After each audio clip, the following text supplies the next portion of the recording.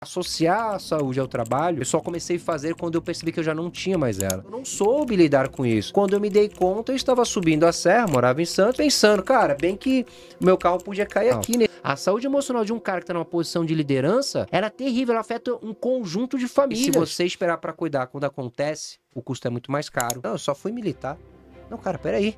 Você não só foi militar, você teve um conjunto de vivências e experiências que são raras e únicas. Mesmo o recruta que ficou 1 ano, ele tem um conjunto de experiências, cara, que a maior parte das pessoas que ele vai trabalhar a vida inteira não vai ter nenhuma vez na vida. O maior ato de coragem é a gente ter a humildade pra aceitar as nossas maiores fragilidades. Cara, eu tô sem vontade de fazer as coisas. Cara, eu acho que eu tô meio mal da cabeça. Trabalhar esse princípio, ele já ajudaria e muito. Eles só são frutos desse ambiente. Compete a mim escolher o quanto que esse ambiente me serve. E que seja qual for a minha ambição, eu não vou chegar jamais na maior parte dela se eu não tiver capacidade de engajar pessoas para estarem comigo. Estamos começando mais um episódio do podcast Divisão Militar. Sejam todos bem-vindos. Eu sou o John, o Tenente Rocha, e hoje, mais uma vez, com um convidado muito especial. Não é mesmo? Fala, pessoal. Tenente Auleta aqui e, cara, cumprindo nossa missão, né, de sempre trazer pessoas de peso. Hoje eu tenho certeza que o bate-papo vai ser um papo cabeça, o cara que vai agregar muito para nossa comunidade. É um amigo, né? Além de tudo, além de um excelente profissional, é um amigo da caserna. Então temos o prazer de receber o Oshiro aqui hoje. Oshiro, seja bem-vindo. Obrigado por ter aceitado o convite. Sinta-se em casa, a casa é sua. Tá bom? E me fala aí, cara, quem é o Oshiro? Fala pra audiência, quem é o Oshiro? A gente quer saber. Muito bom. Antes de mais nada aí, muito obrigado pelo convite. É uma honra, já estou sabendo da estrutura do projeto e ver a iniciativa, o que vocês estão buscando trazer para a nossa comunidade de militares da reserva, que tem os valores, tem seus princípios arraigados em si. Precisávamos de uma voz assim que trouxesse tudo isso que vocês estão preparando e que a comunidade ainda não sabe, mas eu já sei que é muito grande. Então é uma honra poder estar aqui logo nesse início, né? Depois você vem no embalo, mas quando você chega no começo, porque de alguma forma você tem algum valor a agregar. Para quem não me conhece, sou o Oshiro. Hoje eu trabalho com carreira e liderança, eu ajudo líderes e gestores a aumentar o seu engajamento e a produtividade dos seus times sem perder qualidade de vida. E isso, obviamente, não é uma coisa que veio através de um livro ou de um curso. A gente vai falar aqui no meio do caminho. A caserna me ensinou muito sobre isso e vai ser um prazer, uma honra compartilhar com vocês essa experiência, essa jornada. Estou muito empolgado aqui para a gente poder falar sobre tudo que for relevante para essa audiência, para essa galera maravilhosa que está com a gente aqui. E eu tenho certeza que vai ser um bate-papo rico, não é não, Rocha? Com certeza, excelente. Obrigado, cara, por estar aí com a gente. E fala um pouquinho pra gente hoje o que você está fazendo exatamente e como que tá esse processo aí, tudo que você vem fazendo. Legal. Assim, eu gosto de começar dizendo que eu sou pai da Gabi e da Bia, esposo da Vanessa. Então, assim, o que eu estou fazendo hoje é sendo pai. Acho que é a primeira coisa que eu estou fazendo. Porque todas as demais são para servir a essa. E levou muito tempo para eu compreender que eu deveria me posicionar assim, mas assim que hoje eu me posiciono. Para manter essa estrutura de pai, de esposo, nas condições que eu acredito, eu trabalho, montei uma empresa voltada para desenvolvimento de líderes gestores, porque desde lá de 2004, quando eu entrei nas Forças Armadas, eu pude enxergar que liderança nas próprias Forças Armadas, ela já é um pouco incutida no próprio título daquele que ocupa a função de cima. Mas a gente vê, desde o nosso primeiro ano de caserna, que não é bem assim. Ser líder não necessariamente é porque você está num cargo, exige algumas outras coisas. Então lá atrás eu já enxergava isso e depois de 2018, por várias jornadas, aqui ao meio do caminho, conforme for a gente vai falando, 2018 para cá eu montei a Evolide, inicialmente vim sozinho para ela com essa intenção de levar para o mundo corporativo uma nova forma de como os líderes gestores poderiam crescer nas suas carreiras sem precisar deixar sua alma na empresa. Assim como eu deixei 2 vezes, trazendo alguns desgastes emocionais aí bem profundos, e eu vi que, cara, não precisava ser daquele jeito. Conforme eu fui mudando isso, eu falei, cara, agora eu vou ajudar outras pessoas a chegarem a alguma condição razoável, de uma forma que você não precise deixar um braço, deixa sua alma lá, né? Então hoje eu vivo na Evolide, o nosso foco é a média liderança, são pessoas que estão trabalhando hoje na faixa de 4 a 8, 10, 15k de salário, nessa faixa de 4 a 15k, são pessoas que têm uma carga muito grande de responsabilidade nas empresas. Por consequência, não tem uma qualidade de vida estruturada, os números estão aí, a gente vai falar sobre isso também. Então, meu papel, a nossa função lá na Evolide, eu junto com meu sócio, o Couto, que também é um militar da reserva, é ajudar nisso, ajudar esses caras a crescerem. Mas, cara, sem deixar a base. Na verdade, a gente tem que crescer pela base, que é a nossa família. Muito bom, muito bom. É um assunto extremamente importante e necessário, né? Porque no dia de hoje a comunicação ajuda um pouco, a tecnologia evoluindo muito rápido, informação o tempo todo, as pessoas cada vez mais multitarefas, né? Fazendo tudo de uma vez só. E aí perde foco, é muita coisa, cara, demanda extrema. E ter um mentor, né, ter esse direcionamento para que você consiga equilibrar a balança é extremamente necessário. Parabéns, parabéns. Excelente. Precisamos de mais Oshiros. Porque esse olhar para a qualidade de vida, para a saúde em si, hoje a gente vê grandes executivos, empreendedores que acabam, por causa da carga e até mesmo as demandas, não conseguindo olhar para a saúde, não olhando para a qualidade de vida, e uma hora a conta chega. E, Yoshiro, como que você falou das duas experiências que você teve, mas da onde você conseguiu ver essa oportunidade, esse insight para olhar também para esse lado da qualidade de vida, da saúde? Olha, a gente costuma dizer que a gente olha para coisas da vida quando elas nos faltam. A gente costuma dar atenção para coisas relevantes do que de fato é relevante quando elas deixam de existir na nossa vida. E a gente faz isso em todas as áreas. A gente faz isso no relacionamento, a gente faz isso com a saúde, a gente faz isso com dinheiro. Quando eles começam a faltar, a gente começa a dar valor. Isso é uma condição da espécie humana, não é uma necessidade de um grupo XY de pessoas. E nessa jornada profissional, uma vez ainda no ambiente militar, eu perdi a minha saúde. Eu literalmente me tornei um passageiro da agonia, como eu gosto de dizer. Eu estava lá, indo por ir, sem saber por quê, e depois no mundo corporativo também.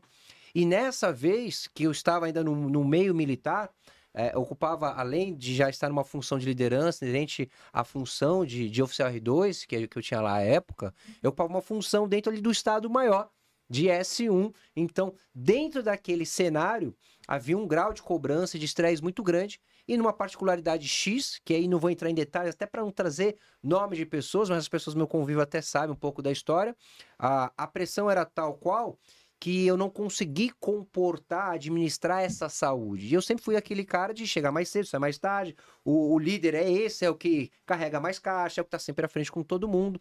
E, além disso, não estando numa função que era acima do que era o comum para o cargo, ali de tenente, aquilo trouxe uma sobrecarga maior ainda, e eu não soube lidar com isso. Quando eu me dei conta, eu estava subindo a serra, morava em Santos, pensando, cara, bem que o meu carro podia cair aqui nesse cantinho, porque nesse cantinho eu não morro, mas o fulaninho, o Joãozinho vai sentir minha falta, vai ver como eu sou importante. Quando esses pensamentos começaram a vir, e aí, à época, eu conversei com que era minha namorada, a gente estava quase noivando, ali ela falou assim, cara, vai no médico, acho que de forma até respeitosa, ela viu que eu tava tentando me abrir ali, mas ainda sem saber, e nessa procura, um médico do quartel, um colega tenente médico, né, ele viu meu perfil, sabia que eu era o brabão, né, que não vai dar o braço a torcer, me recomendou ir num colega.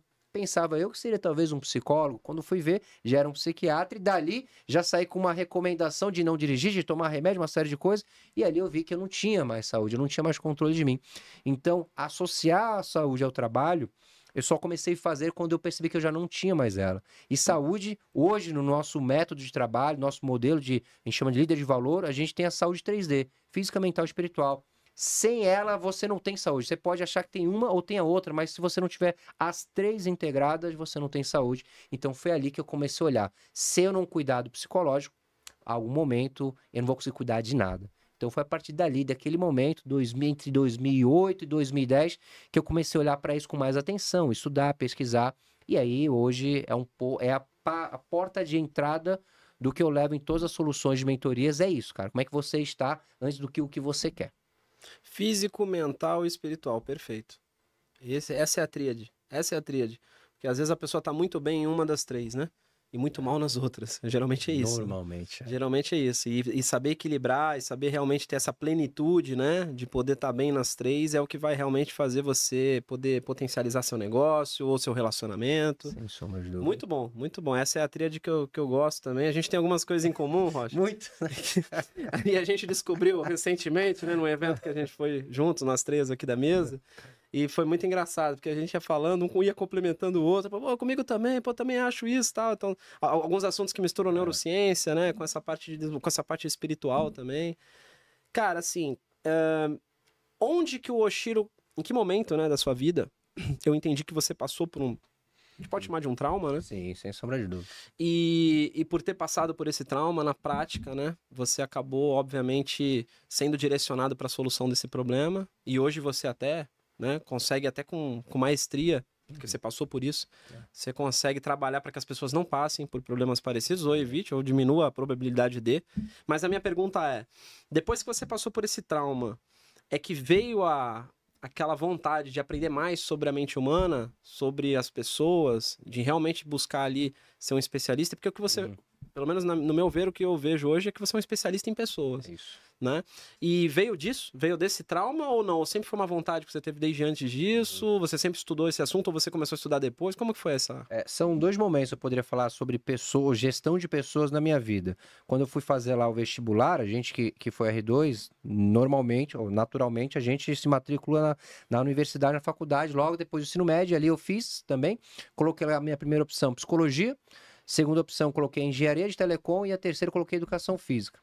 E de fato eu queria psicologia mesmo. E eu sempre fui desde adolescente, aquele cara do grupo que apartava, que acalmava todo mundo e que os meus amigos, quando faziam as cagadas, não queriam que eu fosse conversar. Porque eles já diziam assim, o Chico, não vem falar comigo, já vai começar com esse psicológico aí, já vai começar a entrar na minha mente. E eu sempre fui muito disso, de olhar, cara, pra que isso e tudo mais. Então, já tinha esse viés de pessoa em mim já lá atrás. Eu não sabia, eu queria, mas aí na oportunidade eu não tinha condições de pagar o curso. Era R$ 1.300, R$ 1.200, se eu não me engano, na época, o curso de psicologia. E no final das contas, eu consegui fazer educação física, foi o que eu consegui pagar, porque eu sabia que eu tinha que fazer uma graduação. Mais um ponto em comum. Mais um ponto em comum. E assim foi. Então ali foi um primeiro ponto, assim, estrutural. Cara, eu quero isso, mas não consegui. Tem um segundo ponto que vale até eu mencionar, que é um camarada, um irmão, padrinho de casamento dele, meu, que é da minha turma, que é o Santana, o Tenente Santana, que num 2006, salvo o maior juízo, tava começando o YouTube no Brasil. Ele pegou e passou, tu já assiste o YouTube? Ele nem vai lembrar, eu lembrei esses dias, falei, cara, preciso mencionar ele, preciso honrar ele por isso aqui. Tu assiste o YouTube? Eu, cara, o que é isso? Ele me mostrou lá no celular, a gente só tinha um Orkut naquela época, né? Aí mostrou, tá, comecei a entrar. Ele, tu vai gostar desse cara aqui, você é cheio de falar igual esse cara aqui. Era o Tony Robbins. Tony Robbins. Aí era um treinamento, Tony Robbins, um que é desses vídeos muito popular, dele mudando a mentalidade do cara ali, alguma fração de segundo com alguns gatilhos e tal. Cara, e ali eu vi, realmente eu fiquei apaixonado. Isso eu nunca falei pra ele, então, Santana, aí, tô te honrando aqui, mano. Porque isso eu lembrei há pouco tempo também. Ali foi um segundo evento marcante, porque o jeito que ele falou, de irmão, de camarada, tu gosta desse negócio aqui, foi aquela coisa de dar aquele jeito meio jocoso entre amigos, brincando, mas ali eu senti que tava assim, cara, você conhece desse tipo de negócio, você tem talento pra isso. Ele não sabe, nem eu sabia. Mas hoje eu sou assim, cara, ali foi um segundo evento, assim, cara, eu tenho habilidade pra isso. Só não sei o quanto. Então ali foi um segundo evento. E aí depois disso eu poderia dizer um terceiro evento. Eu trabalhava numa grande empresa de prestação de serviço, de segurança, eu era gerente de contrato, e eu lembro que o RH não conseguia repor as pessoas. Tinha muito problema, tal, tudo novo é muito alto, e uma vez eu resolvi, tomei umas decisões malucas lá e deu certo.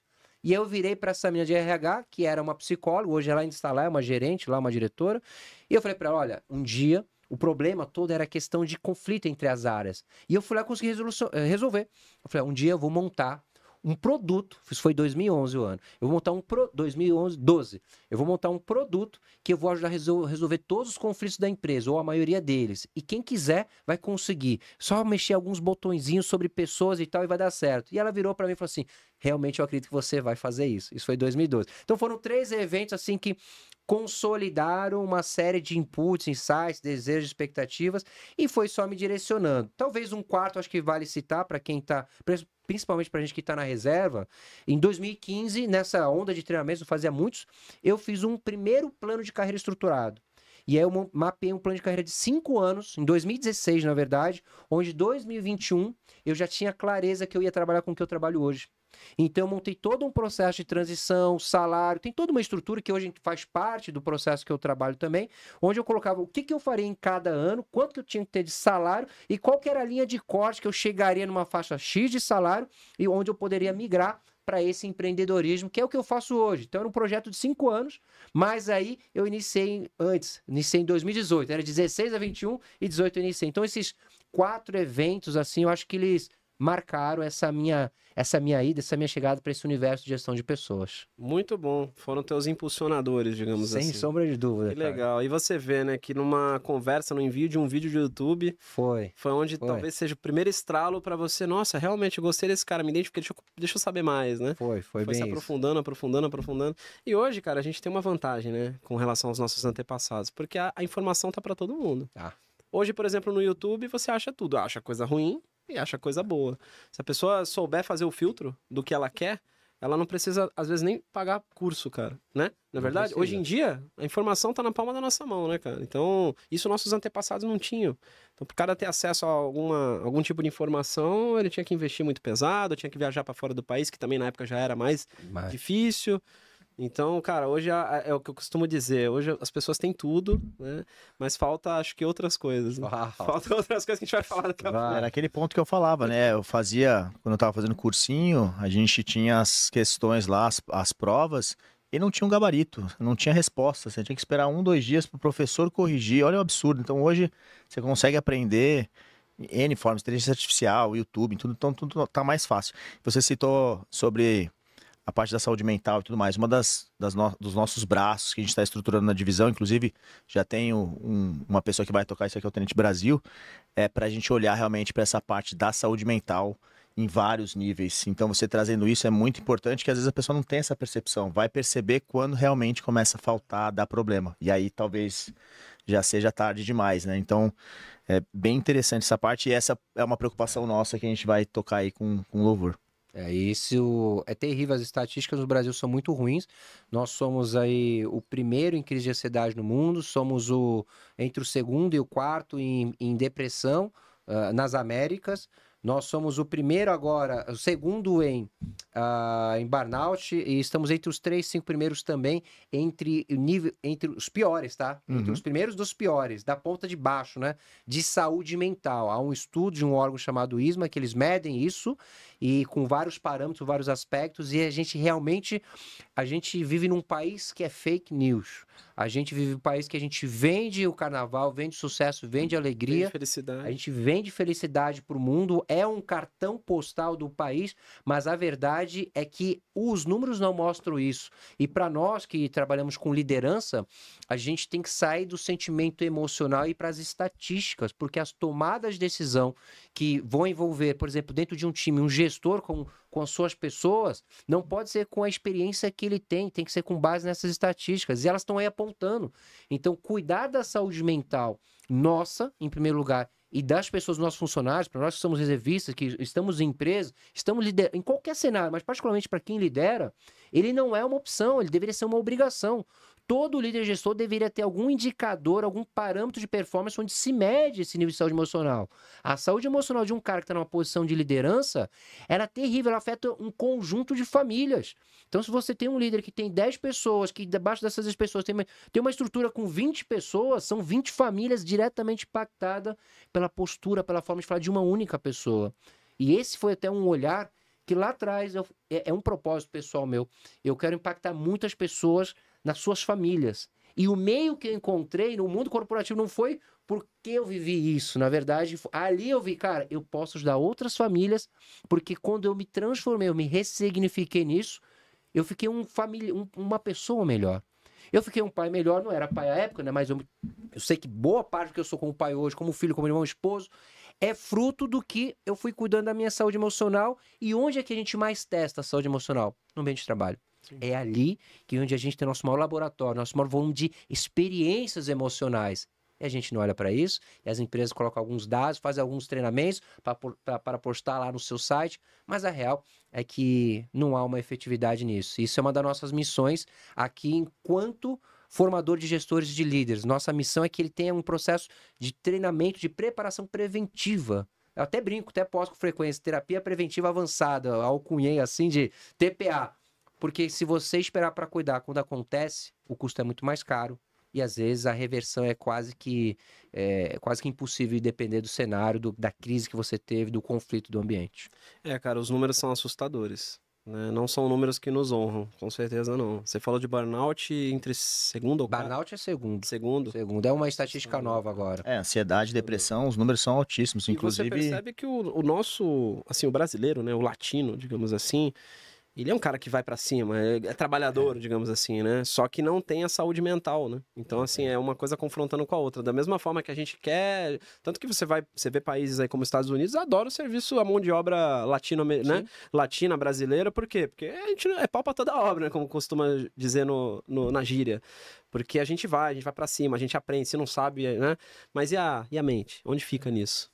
Quem que olha pra isso? Ninguém olha, cara. Ninguém olha. Então esse trabalho é e importantíssimo. cara, tem uma coisa que é importante, eu já há um tempo atrás sempre vinculei também nutrição com essa parte da mente, né? Então hoje se fala muito, mas até quando eu estava começando a querer escrever meu TCC, que eu queria relacionar a parte de nutrição, de alimentação com ansiedade e depressão, até eu lembro que os professores, não, mas não tem muita relação e tal, e hoje a gente, sabendo da microbiota e uma série de outras coisas, tem uma ligação direta com isso. Então isso impacta em tudo. E uma curiosidade até, que a gente estava comentando aqui sobre o Lutz e tal, o podcast do Lutz, quando ele trouxe todo aquele ecossistema que conversava com psicólogos, psiquiatras, médicos, foi uma virada para mim, porque eu comecei a consumir muito aquele conteúdo e ele conversando com pessoas de alto calibre, ali passando ali informação clara, eu comecei a aprender e estudar e me aprofundar sobre a parte da mente que a gente estava conversando antes. E isso foi mudando, eu fui entendendo como a cabeça funcionava, fui entendendo ali casos de até pessoas conhecidas que praticamente tinham tudo e entravam num quadro de depressão, e eu comecei a refletir e mudar. Então, você ter essa visão e buscar isso, e passar isso, entender que esse impacto vai para toda a empresa, cara, sensacional, porque você transforma, às vezes, um líder, e esse líder vai passando informação, né? Exatamente, tanto dentro da empresa todos. quanto principalmente na família. Realmente impactando todos ali na... Só para vocês terem uma ideia o quanto isso é impactante, o último estudo feito no Brasil, na verdade é um estudo global do Instituto Gallup, se eu não me engano.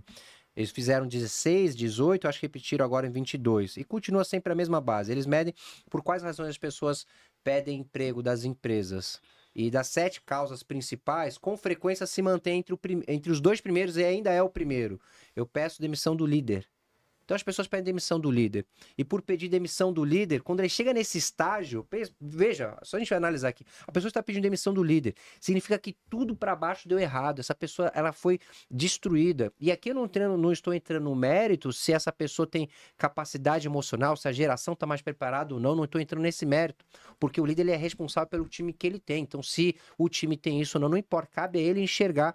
Então, como o líder não enxerga isso, a forma como ele trata, e muitas das vezes, esse próprio líder ele também não está cuidado, ele não está preparado. Infelizmente, a maior parte das lideranças que nós temos no mundo corporativo, e aí eu tenho mais estatística para falar de Brasil e vivência aqui, né, que eu vivo aqui, tenho pouca experiência fora, é que a maior parte dos líderes são doentes que estão liderando e formando novos doentes.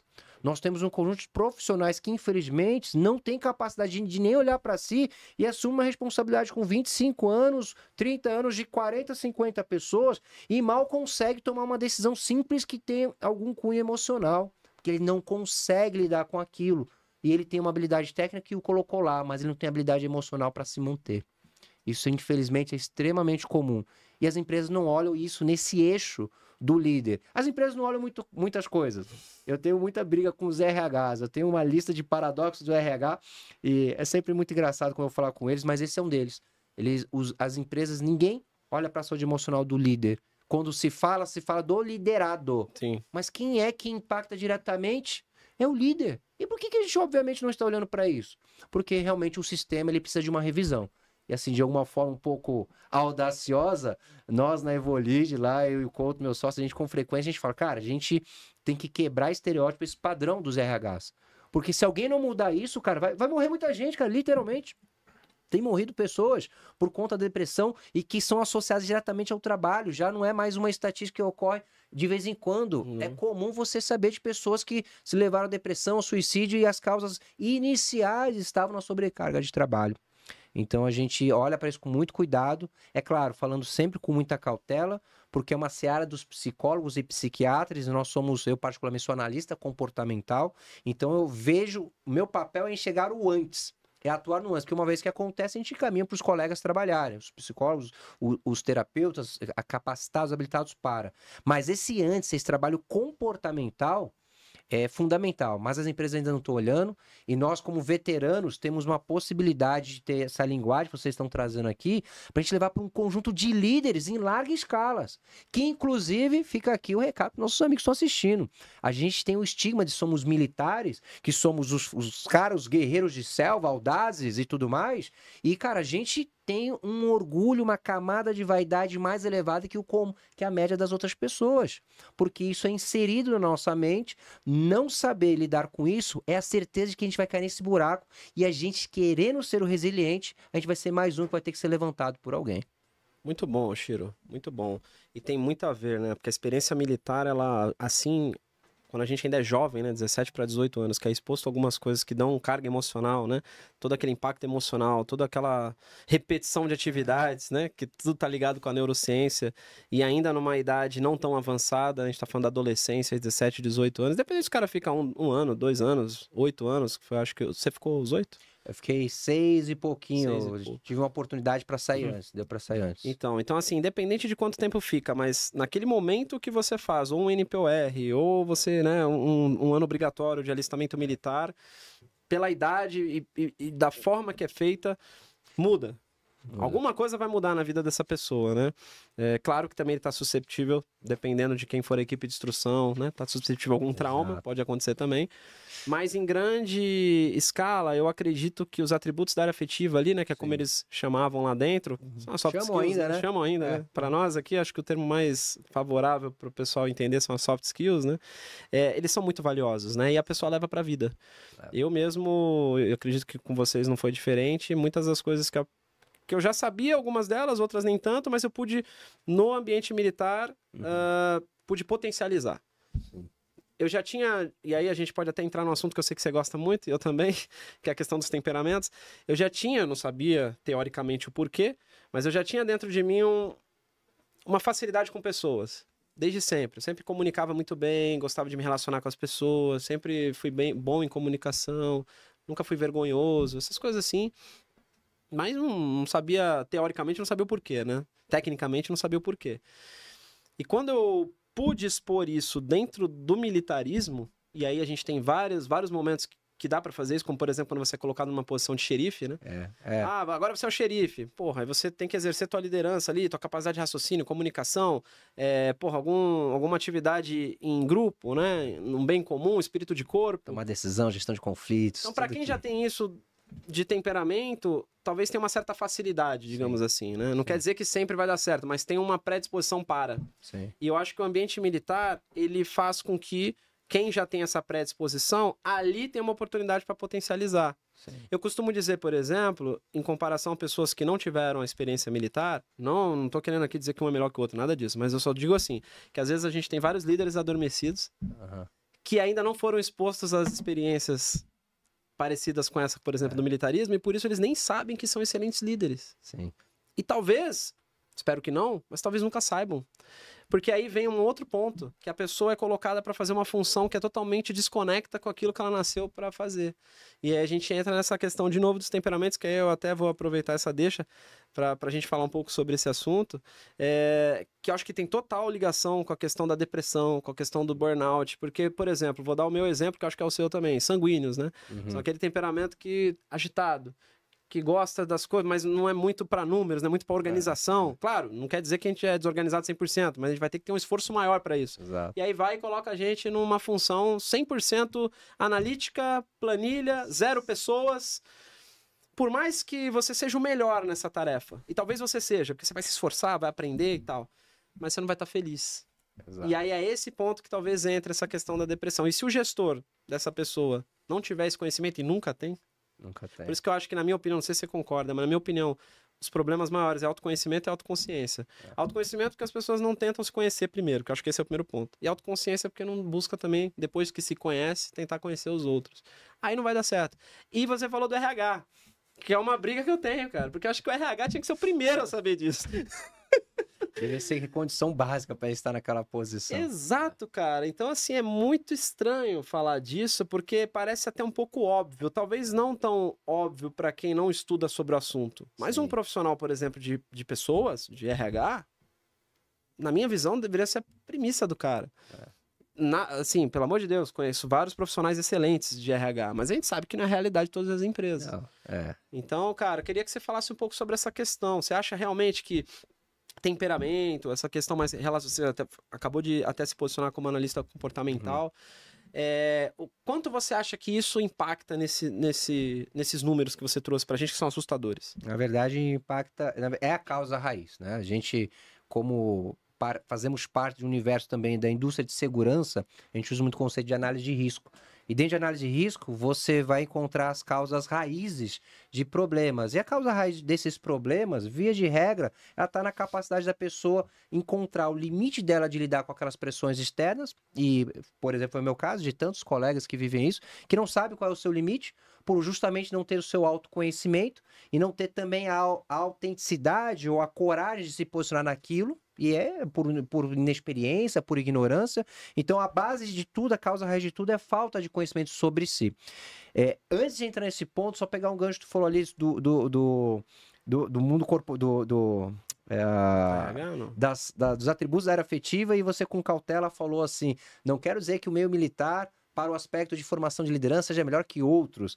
Bom, eu como convidado vou ter a liberdade poética de dizer que sim, é melhor. Tá? É melhor por quê? Porque liderança é igual humildade. Você não consegue ensinar humildade para um jovem, uma criança, uma pessoa, sem ela passar pelo exercício da prática. Ótimo. As skills, em geral, elas são desenvolvidas no aspecto prático relacional com outros seres. Desenvolver skills fazendo um MBA lá em Harvard, ninguém vai desenvolver nada. Você vai ter um conjunto de informações teóricas que não agrega valor à prática, embora já tenha algo que vai te ajudar. Mas é muito mais eficiente você testar a pessoa no exercício da situação do que trazer o conhecimento e depois ver como que ela na prática. Porque quando a pessoa tem um conhecimento e vai testar, ela tende a fazer com uma base teórica, não pela experiência em si. Top. Então, nesse modelo de negócio, vamos dizer assim, o ambiente militar, ele é milhões de vezes melhor que qualquer outro ambiente para desenvolver liderança. Só tem um ambiente que não é melhor que o ambiente militar, e esse ambiente é o escotismo. Porque ele pega essa mesma condição desde 6 anos e meio de idade. Falo porque sou voluntário no escotismo, tenho 2 filhas que estão no escoteiro desde 6 anos e meio, e lá em casa é assim, ó, uma hora uma é líder, outra hora a outra é a líder, tanto é que com 8 e 9 anos, as minhas filhas, elas já fazem café da manhã sozinho, faz ovo, faz café, já ajuda, já sabe fazer arroz, já sabe fazer feijão, já sabe fazer algum tipo de estrogonofe, uma comidinha. Por quê? Porque a gente vive o aprendizado pela prática, não pela teoria. A gente vive o tempo todo forçando as capacidades de relacionamento, as skills que elas possuem. E o ambiente militar faz o que com a gente? Ele testa isso o tempo todo. Potencializa também. Agora você é o xerife, agora você vai ser o chefe, sei o quê, agora sai daqui, vai montar aquele outro negócio lá, você nem sabe que negócio que é aquele, não sabe nem onde fica aquele lugar, e você já recebe a missão e você tem uma parada que é sensacional, que me desculpa dizer novamente, mas eu tenho a liberdade poética para dizer como convidado. O ambiente militar é milhões de vezes melhor, sim, que qualquer outra instituição. Para quem quer crescer, para quem quer ter algum grau de conquista na vida, para quem já tem clareza de buscar ser um ser humano melhor. Não é que não haja outros lugares, mas que o conjunto de experiências e aprendizados que o ambiente militar proporciona, ele é inigualável. Tanto é que toda a administração que a gente tem no Google da vida, no Facebook da vida, toda a grande administração, toda a grande evolução tecnológica do planeta Terra, ela vem da história militar, do desenvolvimento militar. Então, infelizmente, a gente não tem a valorização do militar, a gente não tem a valorização do que a gente agrega de valor. Nós mesmos no Brasil, eu mesmo acho estranho o conceito de me chamar de veterano. Fala, cara, eu não fui pra guerra, por que eu sou veterano? Eu mal fui numa operação de busca e apreensão, sei lá, talvez sendo uma meia dúzia, 10, 12, alguma segurança de autoridade, de algumas autoridades que nem tinham risco assim, que era mais uma questão protocolar. Foram mais as atividades operacionais que eu fiz e eu tenho certeza que eu ainda fiz mais que muita gente. E eu, cara, não consigo. Mas isso é o quê? É um fruto de crenças, de padrões pré-estabelecidos que eu já recebi, que como militar eu não tinha uma valorização. Então, pra mim, é uma ressignificação. Esse movimento que vocês estão fazendo pra mim, ele, cara, é extremamente poderoso. Porque na hora que eu venho aqui, aquele dia que a gente ficou conversando, eu falei pra minha esposa, cara, a gente foi falando e tal, parecia, eu me senti um adolescente conversando ali. Ela, ixi, Maria, você já tá com esses caras aí, ferrou. Eu falei, meu, por quê? Porque ali eu me senti vivendo esses valores, porque vocês trazem isso. E não tem. Eu mesmo não tenho. Então, cara, eu sou um veterano. É estranho para eu falar ainda, mas entendo que eu preciso praticar. Muito bom, muito bom. Mas é isso, cara. A nossa classe é muito desvalorizada, poderia ser muito mais valorizada. E é o que a gente discute muito, né, nos outros convidados que vieram aqui. As empresas não conhecem. Se a gente vai no segmento de segurança, que foi o nosso, até que é um pouquinho mais evoluído isso, né? Mas só. Sai da segurança e vai para outras empresas. O pessoal nem sabe quais são as vantagens de contratar um veterano. Não sabe nem que o cara passa por um processo nós mesmos do NPOR. Não tô nem falando de quem é de carreira, não. Pega o NPOR. No nosso caso, o teu não deve ter sido diferente, você também se formou na Baixada. Na Baixada. No nosso caso, 14 mil inscritos da Baixada Santista inteira, deve ter sido quase a mesma média, que é Cubatão, Santos, São Vicente, Guarujá e tal. E aí passa peneira, 20. Aí, olha o processo, 14 mil para 20, beleza. Aí 20 submetido a atividades militares por 1 ano, para talvez ter vaga para 3, 4, 5. Que passam depois por mais um processo. E aí passa por outro processo para ir para ativa. Beleza, aí foi para ativa, acabou? Não acabou, porque o teu contrato é anual. Olha isso, cara. Se o RH de uma empresa qualquer, seja o segmento que for, entender só esse processo, isso que eu não falei nem da metade, mas se entender só esse processo de seleção, ele já vai olhar e falar, pô, peraí, não é qualquer um não. Esse pessoal aí passou por um baita de um filtro, que nenhuma empresa faz. Não faz. Só, isso porque eu tô falando só da questão de como que somos prospectados e passamos por essa parte inicial de começar a carreira. Fora outras questões, que soft skill, que você vai desenvolver na prática, as missões que você vai participar, a tua capacidade de liderança, porque você vai virar um comandante de pelotão, enfim. Olha isso, cara. Só que as empresas não conhecem. As empresas não conhecem, é só um dos problemas. O militar também não sabe se vender. Eu sei que você ia falar, as pessoas não conhecem isso ainda. Ainda. Olhando pra gente. Ainda. Inclusive tem vários veteranos ali em posições altíssimas e empreendedores conhecidos, famosos, que a gente vem descobrindo que são veteranos. Sim. Ou seja, se nós mesmos não sabíamos, imagina a sociedade. Então esse é um trabalho também que a gente tem que fazer. O cara numa posição de liderança ali altíssima, numa multinacional, numa empresa super conhecida, a gente não sabe. E uma das nossas metas é acordar essa galera. E começar a incentivá-los para ter essa voz. Porque tá muito associado com o que você falou. O cara, ele entendeu, através da sociedade, ele colocou que, não sou relevante, não preciso falar que eu sou. Às vezes o cara nem quer falar mesmo. Falou, não, se eu falar que eu sou veterano, vou melhorar. Olha que coisa, né? Tem que trazer o exemplo positivo. E nós temos vários. Só que às vezes isso não é percebido. Então esse é um trabalho também muito grande, além de vários outros. Essa valorização e também mudar a médio prazo toda uma cultura de valorização não só para os veteranos, mas para todos os atributos e tudo que a gente vem trabalhando e que pode somar para a sociedade, que já vem somando também. Então, essa é uma das grandes missões que nós temos, além de outras. Só adicionar um ponto em cima disso, para vocês terem ideia, eu sou muito... eu não gosto de estudar, mas eu gosto de saber. E por questão óbvia, vou lá ter que estudar. Então, assim, não gosto de agenda, não gosto do números, mas eu faço porque eu gosto do resultado disso. Então, eu aprendi a fazer o que é necessário para aquilo que eu gosto ao longo do tempo. E estudando isso, vendo isso, e sentindo esse problema de não conseguir me sentir valorizado, isso enquanto militar, eu fui ver qual era a influência dos militares no mundo. E aí foi que eu descobri que toda a inovação tecnológica, na sua maior parte, vem do meio militar, que toda a administração moderna que a gente tem hoje, que teve lá na Toyota, lá com o método Kaizen, lá no Fordismo, na ponta lá do século passado, isso vieram também de fruto do meio militar. E detalhe, a maior potência do mundo, a maior parte dos presidentes dos Estados Unidos são militares da reserva. Não, e está associado também a crises. Porque sempre você pode ver que as maiores revoluções tecnológicas vieram depois de guerra.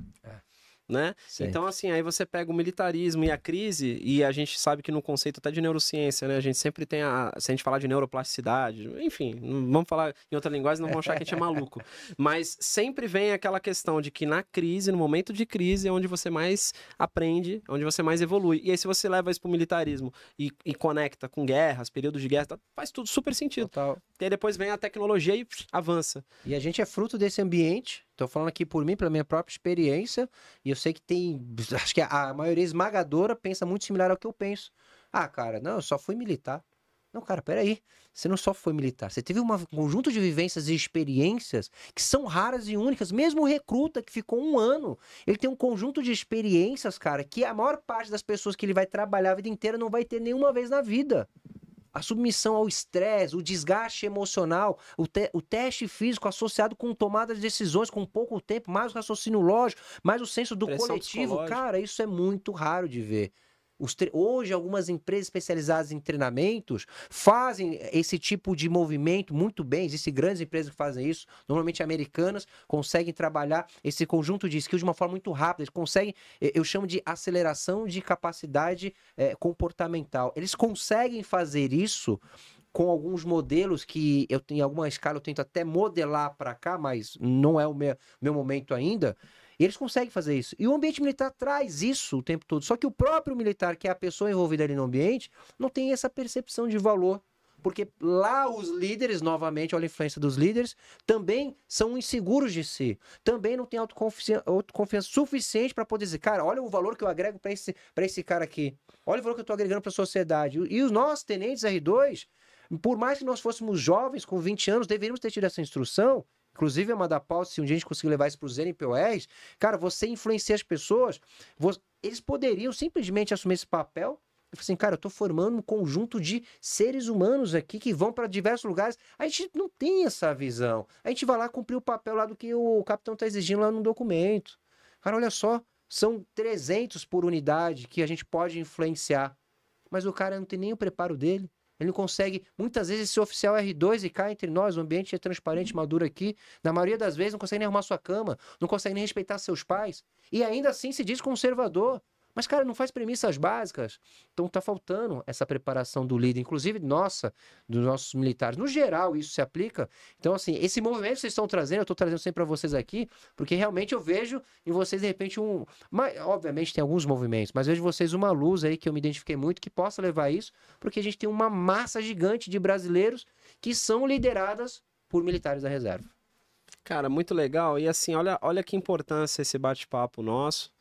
Porque daqui também, dessa conversa e de outras que virão e que já aconteceram, pode ter um jovem assistindo, jovem ali de 16 anos, não, eu digo até assim, um pouco antes ali, o cara que vai se alistar, e que de repente nunca viu valor em servir o exército. E escuta um bate-papo desse e vários outros, né? E fala, pô, peraí, meu. Porque talvez ele tenha escutado de várias pessoas, não, você vai perder 1 ano da sua vida, você vai perder 1 ano da sua vida, você vai ficar fazendo faxina, né? Você vai ficar tirando serviço.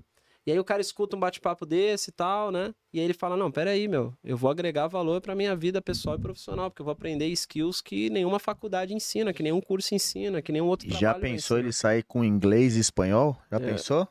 Eu sei porque que você tá falando isso, viu? Isso é inovador, hein? O cara sai com algumas skills, ele sai com alguma dessas hard skills aí incorporada, sai um monstrinho de lá, hein? Então, cara, vamos virar uma fábrica de monstrinhos? Será que é isso? Mas no bom sentido, né? Olha aí. Cara, faz super sentido isso, né? Então, o nosso bate-papo aqui é muito mais do que um bate-papo. Uhum. É uma forma da gente conseguir alcançar as pessoas que precisam ouvir isso, e são várias. E esses números que você trouxe aí, infelizmente assustadores, nos dizem isso. As pessoas precisam ouvir mais sobre saúde mental, precisam ouvir mais sobre autoconhecimento, sobre autoconsciência. E quando a gente conecta com as experiências oriundas dos militares, faz super sentido. Essa experiência ela só precisa, obviamente, ser adaptada para poder ter uma abrangência legal nas empresas e no mundo civil, ou para também, como eu disse, incentivar jovens a realmente buscarem uma carreira militar, que seja por 1 ano. Né? Alguns vão gostar e vão ficar 8, 5, 6... Mas que o cara fique 1 ano e saia. Eu acho que já é o suficiente. Temos exemplos aqui, por exemplo, você conhece o Diego Serpa. Ficou 1 ano. É um dos caras que hoje eu vejo uma das maiores referências no segmento de segurança. E tanto da parte ética e tal. Foi um cara que foi escoteiro. Ele fez escotismo, depois ele foi... E olha a cabeça da pessoa, né? Olha como... Então, assim, coincidência? Não, cara. Não é coincidência. Lógico que tem vários outros fatores, né? Criação e tal. Mas, assim, mesmo que a criação tenha tido algum déficit, que às vezes acontece, ou por questão social, ou por questão financeira, ou por questão de desequilíbrio familiar. Mesmo assim, o cara é submetido ao militarismo, há grande chance dele conseguir mudar o rumo da vida dele. Foi o que aconteceu comigo, inclusive, acredito que com vocês não tenha sido diferente.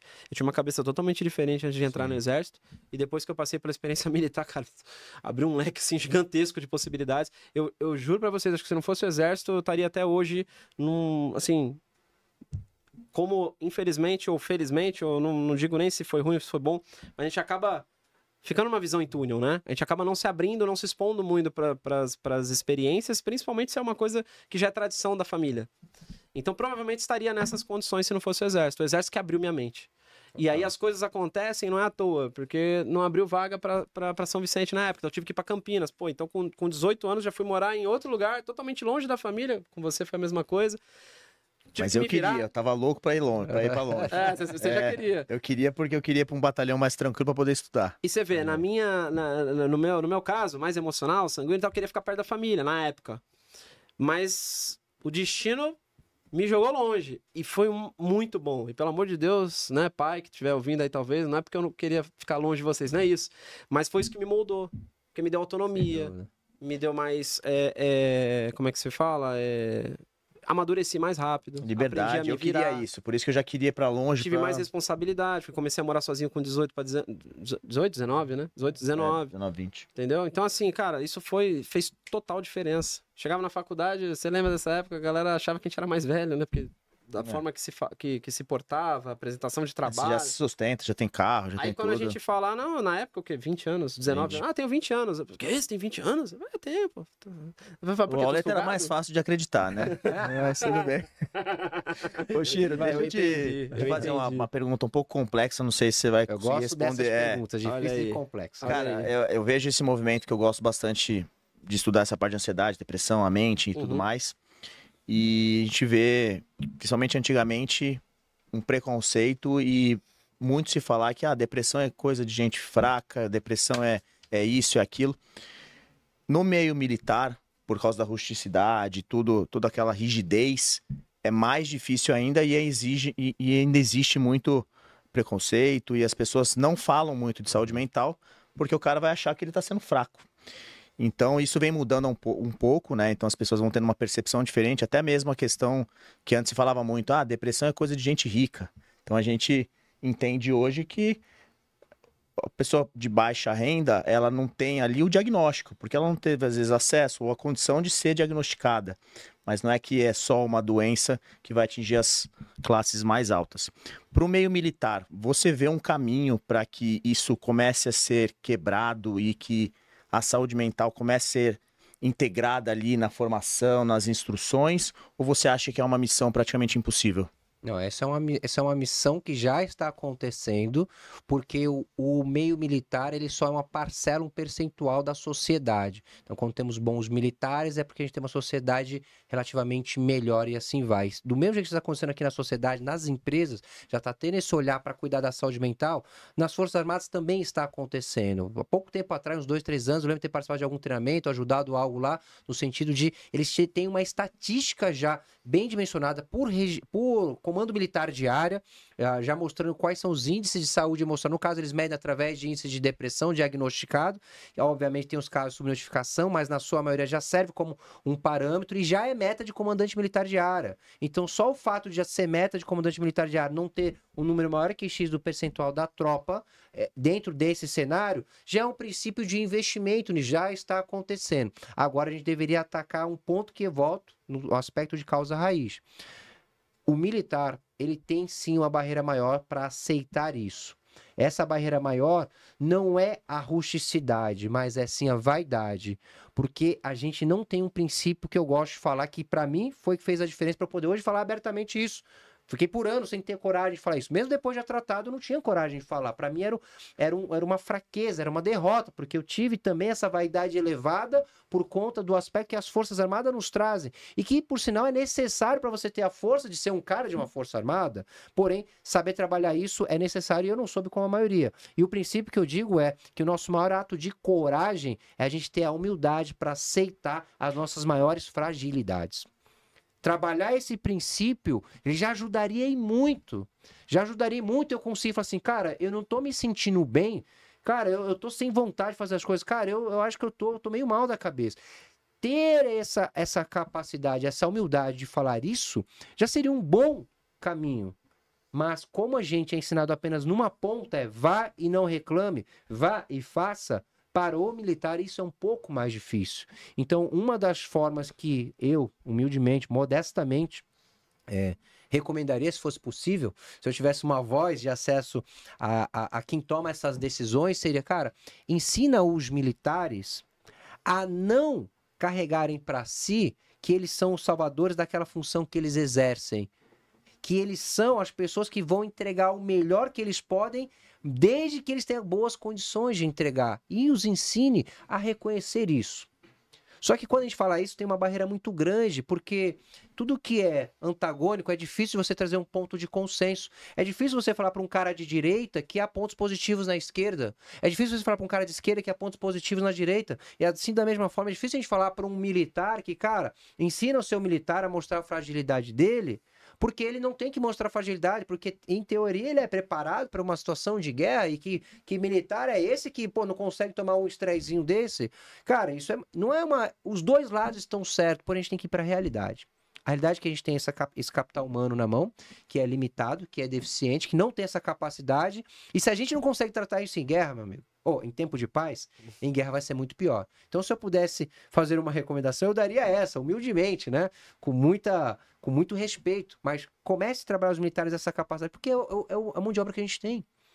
A gente não pode querer buscar um padrão para algo que não compete à nossa realidade. Podemos usar como uma referência, mas não pode ser padrão, porque a nossa realidade é essa. Precisamos trabalhar nessa base, nesse princípio. Então, já há um trabalho, eu vejo que já vi isso na prática, mas se a gente conseguir, através de movimentos como esse aqui, assim como nas empresas, através de mentorias, que é o tema que eu mais gosto de levar, que já leva numa linha rápida, direta, sem muito protocolo, leva ao ponto e capta logo a atenção da pessoa para ela entrar em ação. Se a gente conseguir fazer dessa mesma forma, no meio militar ou no meio paisano, a gente vai ter muito mais pessoas preparadas para lidar com isso. E as pessoas, quando caírem, e vão cair naturalmente, elas vão se levantar mais rápido. Por quê? Porque teve uma preparação, como a gente bem sabe, treinamento difícil, combate fácil. Mas se eu não tenho treinamento difícil para cuidar da saúde emocional, eu não vou ter um combate fácil também. E ali você tá atacando a raiz, né? Você tá começando ali na base, ensinando. Você não tá só remediando, cuidando ali depois que o problema já aconteceu. Que aí realmente você consegue mudar a longo prazo.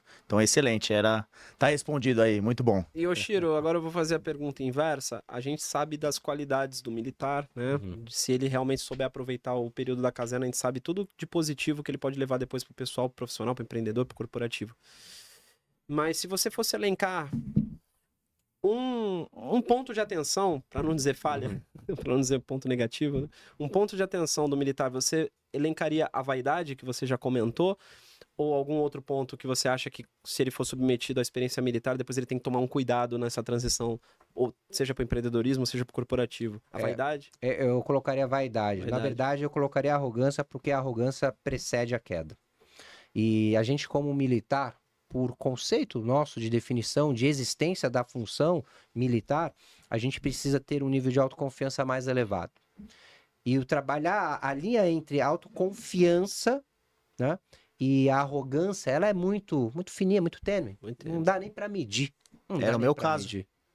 Justamente, chegamos a falar um pouco, a gente não consegue nem medir isso. E eu não tenho a pretensão de querer dizer que você consegue medir isso. Não, eu quero dizer é que a gente precisa pelo menos ter esse olhar. Justamente para a gente nem sequer ter o olhar, a gente não consegue nem encontrar um caminho. Eu conheço, já dei mentoria para diversos R2, para capitães, para coronéis, para um monte de gente. Hoje tem alguns militares que estão agora nos meus processos de mentoria. E quando eu vou conversar com eles, o padrão é o mesmo, particularmente oficial e sargento. Quanto mais alta a graduação, mais ignorante a pessoa. Chega achando que aqui ela vai ter as condições que a força lhe proporcionou, vem com um grau de vaidade. As pessoas chegam, os caras, assim, vou falar aqui no nosso ambiente aqui de R2, né? Os caras chegam assim, me passa o bizu aí. Cara, como assim me passa o bizu? Não, me passa o bizu aí do que fazer para resolver esse negócio aqui. Não, cara, se você quiser que eu te dê uma orientação, troque uma ideia, eu posso aí fazer. O cara já sai te pedindo, como se você estivesse pedindo pro guerreirinho trabalhar no pelotão dele. Mas, cara, não é assim não, meu amigo. Então, ou seja, ele sai perdido nesse processo porque a vaidade, ela passa ali, a autoconfiança dele fica tão alta que ele começa a namorar aqui com a vaidade. Isso é um efeito colateral natural. Não tem problema enquanto você está dentro da força ser assim. Até acho que é necessário. Precisa ter essa postura mesmo. Agora, quando o cara está num processo de transição de carreira, e se a gente já estiver caminhando para essa linha, até para tentar compartilhar um pouco da jornada, como o cara, até porque ele é militar por um período de tempo, mesmo os de carreira, e na maioria depois eles vão trabalhar, e se eu puder contribuir com isso de alguma forma, também vou me sentir bem aqui. Quando ele vai fazer essa transição, tem que ter essa preparação. Meu amigo, deixa eu te falar. Acabei de fazer, e recentemente agora, só um gancho, fiz uma live, um treinamento para uma empresa, e o coordenador desse era um coronel. É um coronel lá, ele, poxa, traz esse conceito aqui pra galera e tal, a gente compartilhou lá e tudo mais. Mas a humildade dele é incompatível com o cargo. A humildade dele é incompatível. E eu falo na cara quando eu vejo assim, eu falo bem e pra mal, né? Com quem eu tenho a liberdade normalmente. Eu falo, cara, sua humildade é incompatível com a função que você exerce. As pessoas ficam meio em choque, porque não tá acostumado a ouvir isso. Eu falo, cara, realmente, o normal dessas pessoas tem um grau de vaidade, fruto da autoconfiança exacerbada, e aí ele não consegue medir isso, e algumas pessoas têm isso, são as exceções. Mas, infelizmente, a gente perde muito nessa transição, porque o militar ele não enxerga. E assim, mais uma vez, vou tomar licença poética. Não é oportunidade de melhoria, não. É falha, defeito, desvio de caráter, inclusive. Desvio de caráter. O caráter é o fruto das virtudes que nós temos. O conjunto de virtudes compõe o caráter de um ser humano. E o politicamente correto, a positividade do dia a dia, que é algo que eu já fui defensor e não sou mais, nos impede de trazer, às vezes, algumas verdades com clareza, como essa. Não, sim, são desvios de caráter, na sua maioria, que precisa ser tratado. E precisamos falar assim com essa clareza, porque a pessoa toma um choque e fala, opa, desvio de caráter? Você tá de sacanagem comigo? Não, guerreiro, tô de sacanagem não. Você tem um desvio de caráter, cara. Não se fala isso pra uma pessoa quando você tá chegando agora, cara. Chegou agora, já quer falar assim dessa forma? Presta atenção. Primeiro você chega, senta, observa o ambiente. Aí a pessoa toma um choque e começa a se entender. E um exemplo prático, tá? Porque talvez alguns amigos aí vão estar nesse cenário e que eles não cometam esse erro, e eu vejo muito. Eu já cometi, inclusive. Por isso eu tenho moral pra falar, porque eu cometi esse erro com muita frequência até aprender. É quando você chega para tá saindo da força e chega para um de nós vivemos até do treinamento de mentoria e é o nosso ganha-pão, é o nosso ofício. As pessoas chegam pra gente assim, me ajuda aí. Você vai me dar um desconto porque eu sou teu amigo, né? Cara, eu por muito tempo fui esse cara. E o militar, em especial, ele tem isso arraigado de uma forma pior que o paisano 37 mil vezes. Ele já chega achando que você tem a obrigação de o ajudar. E aí você até se predispõe. Mas aí eu aprendi um conceito que foi até uma forma de quando eu comecei a empreender, para quem for empreender também serve, eu consegui separar, vender meus produtos para as pessoas próximas, porque as pessoas não vão por conta dessa barreira principal. Porque o cara ele não quer pagar, porque você não consegue cobrar. E fica isso aqui. E aí eu aprendi um conceito que eu levo e recomendo aos amigos que têm amigos que empreendem. Vai pedir um negócio pro seu amigo, você não pede para ele te dar um desconto. Pro seu amigo que vive disso, você paga o preço cheio. Você paga 105%, 110% pro teu amigo. Do contrário, não é teu amigo. Ele vive disso, cara. Você não pode pedir nunca um desconto para um amigo seu que vive daquele negócio. Eu te entendo, você faz isso, é ignorante, eu também fui, então... Não, e é perfeito. Fica aí a dica pra você que tá saindo da sua sala. E que coisa, né? Porque o que ele tá falando é muito real, cara. É muito real. Porque eu também tô nessa parte aí, eu vejo isso, cara. É muito real, cara. É muito real. Familiares e amigos são os primeiros que deveriam ter essa mentalidade que você acabou de falar. E são os primeiros que têm a mentalidade totalmente oposta, né? A gente tem a obrigação de, só porque é amigo ou familiar ou próximo, tem a obrigação de facilitar, né? Mas isso, o bom disso é que depois que você aprende... Isso é uma falha nossa, né? Sim. O Viktor Frankl foi um cara, é um psiquiatra, um dos psiquiatras mais renomados do mundo, na história do planeta Terra. Ele foi um cara que viveu Auschwitz, ele foi preso, ele esteve no Holocausto. E, cara, esse cara sobreviveu, enfim, é maravilhoso o livro dele, a história dele. E aí ele tem uma frase que ele coloca que é assim, cara, no caso, ele vivendo aquela experiência lá, né? Eles podem tomar a minha família, eles podem tomar até o meu corpo, mas jamais eles podem tomar a minha mente. Então, isso faz a gente olhar com um senso de autorresponsabilidade maior. No fim das contas, nós temos tudo aquilo que a gente permite ou que a gente tolera. Então, a gente até isso é porque eu tolerei em algum momento, que é porque eu fui também, né? Esse cara errado todo. Como devo estar sendo ainda em uma série de áreas da minha vida, mas isso aqui é muito comum e fecha portas. Então, estou falando isso aqui justamente para que o nosso amigo que está saindo da reserva agora não feche as portas logo na largada. E não perca oportunidades de vir aqui, aí eu vou até comentar estratégias para esse cara aqui, eu recomendo muito para que ele use. Ele não feche portas importantes que ali na frente pode deixá-lo muito bem recolocado. como nós aqui talvez em alguma escala fomos, eu e esse meu amigo que eu falei, o Santana, a gente foi muito bem, saímos muito bem recolocados, porque de alguma forma, certo ou errado, inconsciente ou não, a gente acertou em deixar uma porta aberta e um cara nos viu, nos lembrou e nos tirou 1 ano e meio antes, ou 2 anos, alguma coisa assim. Assim, cara, vem, porque lá no Airport a gente deixou a porta aberta. Lá quando esse cara foi falar, a gente chegou com a humildade. A gente não ficou, mas você tem, que você tá aí há mais tempo. Não, a gente, pô, cara, pô, eu te agradeço se puder me explicar. Pô, sou muito grato. A gente foi muito humilde. Esse cara lembrou de 6, 7 anos depois, sem nunca mais a gente ter parado para conversar, porque deixamos porta aberta. E a maioria dos veteranos, infelizmente hoje, R2 é muito comum, lamentavelmente, chega fechando as portas. Nem chegou, já sai fechando as portas. Já quer sentar na janela. Aí depois já fecha, aí depois ele vai trilhar um caminho que ele não precisaria. Ele tem uma faixa salarial X, que ele poderia muito bem manter ou subir. Sim, ou subir. E a maioria esmagadora, 90% ou mais, a gente convive, a gente sabe disso, pega essa faixa e cai para metade, para menos às vezes.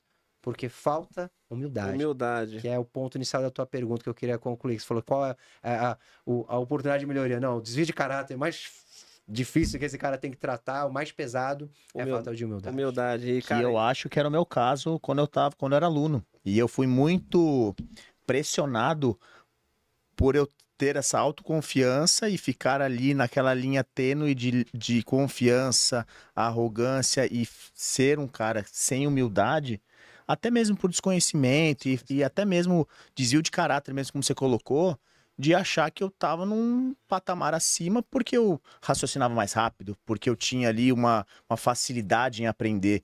E aí, com o tempo, com a vivência e com algumas porradas na vida, eu fui mudando, consegui reconhecer e hoje acredito que melhorei bastante. Mas é isso, a primeira coisa é você reconhecer, entender e seguir. Seguir que a evolução, porque senão você vai ficar na mesa, você vai fechar portas, vai perder amigos, vai perder ali uma série de oportunidades. E no seu caso, você conseguiu reconhecer isso, trabalhou em cima disso, e hoje eu que te conheço e vi o antes e depois, realmente. Hoje Exatamente. E isso aqui é uma máquina, isso aqui, cara. Só que era uma máquina arrogante antes, entendeu? Agora mudou totalmente. Faltava calibração, né? Exato. Agora tá uma máquina calibrada. Agora é o foguete. Calibrando ainda, clicando ali. Mas quantos e quantos, como o Shiro falou, não calibram a máquina, né? E aí saem pro ambiente corporativo e acontece... E o que você falou é muito verdade. A maioria acaba descendo por conta de falta de humildade. E pela mesma falta de humildade fica nesse lugar muito tempo. É. A gente tá em grupos comuns, a gente conversa. Tem vários lá que eu sei a história dos caras e tal. E eu fico jogando isca ainda. E aí, quando o cara pede uma ajuda, normalmente eu chamo no reservado. Que tá, nos grupos que a gente tá em comum, a galera até sabe. Eu chamo, oi, aí, mano, tá precisando de uma ajuda e tal, não sei o quê. Pô, e não é pra vender. Eu quero, de fato, orientar, cara. Eu gosto de orientar. Quando, sabe, você sente uma conexão com algumas pessoas, com algumas histórias ali, tu fala, cara, pensa fazer isso e tal, tal, tal. E aí você vê que o cara não tá preparado. Ele é ignorante. Muitas vezes ele não é por ele ter o desvio de caráter crônico na alma dele. É por ser ignorante. Só simplesmente porque alguém não chegou, um evento não veio e deu um cascudo, ajustar como é, cobrir e alinhar, não deu um cobrir e alinhar no cara, o cara não entendeu e ele só é ignorante.